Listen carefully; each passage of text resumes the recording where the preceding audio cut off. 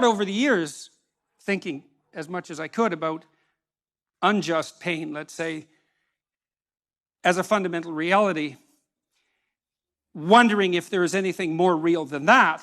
And then I would say, well, yes, there is. That which dispels pain is more real than pain.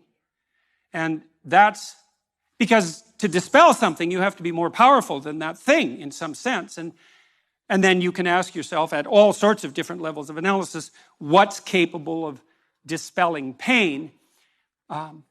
Or at least, let's say, rendering pain acceptable, which is not perhaps as deep a solution or as desirable a solution, but is also not nothing. And I would say that many of the things we regard as cardinal virtues are virtues, in fact, because if you have them on your side, you can, in fact, contend with and perhaps dispel or triumph over or transcend the inevitable pain and suffering of existence.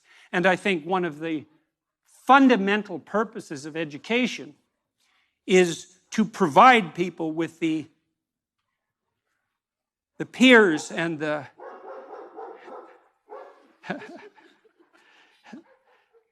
and the allies, to use a word that's been contaminated so terribly, that enable them to stand up nobly in the face of tragedy and still move forward with what is good in mind. And that's a very different purpose than inculcating in people a thoroughly detailed description of the patterns of the objective world. And I'm not saying for a moment that there's nothing useful about the latter, but the former is people starve and thirst in desperation without the former. And those are realities. Now, as I said, if you start out with the axiomatic assumption that only what is objective is real, well, then that argument falls flat, but I think there's no reason whatsoever not to raise the question of what it is that you're using to base your axiomatic definition of reality upon. And I think that noting what people do is a very good pointer to the real. So here's another way of thinking about the logos. For the world to be intelligible, it must consist of patterned regularities. And that might be the great discovery of the Greeks in some sense, that there are patterned regularities that are superordinate to immediate perception, that are in some sense more real. So number would reflect that, for example.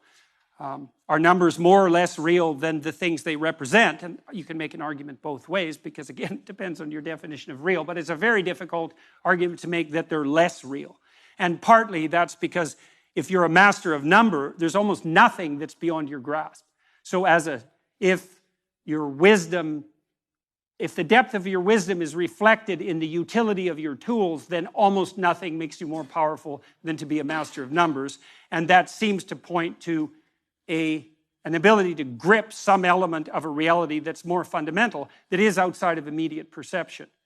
And so one element of the idea of the logos is that there's an order to the world that's superordinate to the apparent order that's more fundamentally real. And that you can discover that order